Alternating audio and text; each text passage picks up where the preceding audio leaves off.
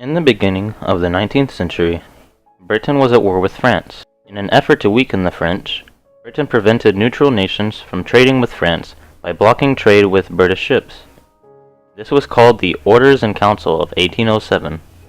American ships were also raided, and sailors were taken and forced to work as a part of the British Navy. This was called impressment.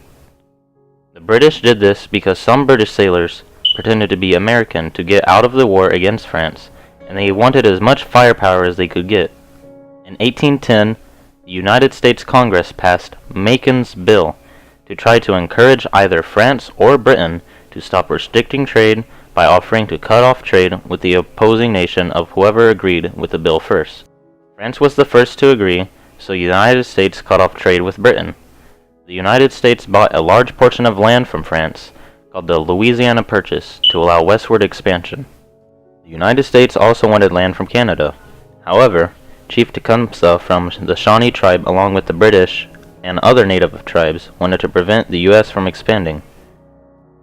This, along with the impressment of sailors and the orders in council, led to many Americans pushing for war. These Americans were called war hawks.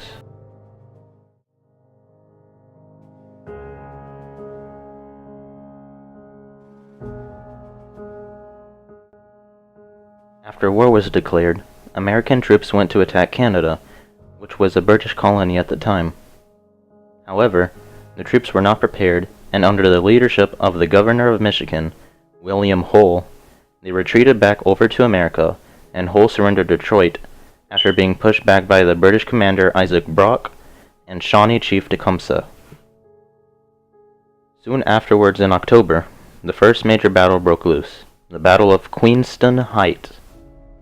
It was a British victory, however Brock died in the battle, leaving America with one less commander to worry about.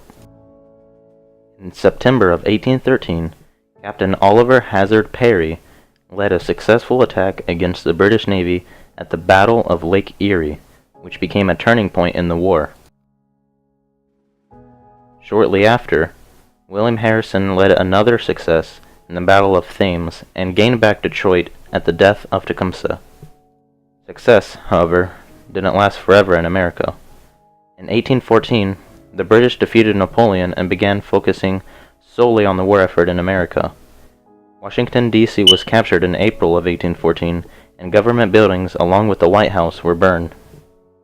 In January, the United States won the last battle in the War of 1812 under the leadership of Andrew Jackson, which gave a boost of morale to Americans and a sense of victory to the war, despite the fact that no one truly won.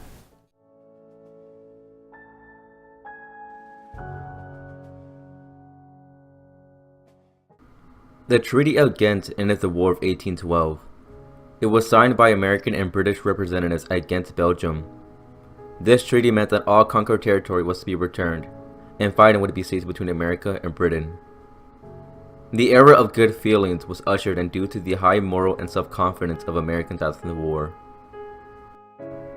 This drove Americans to have a high spirit of expansionism that lasted throughout the 19th century.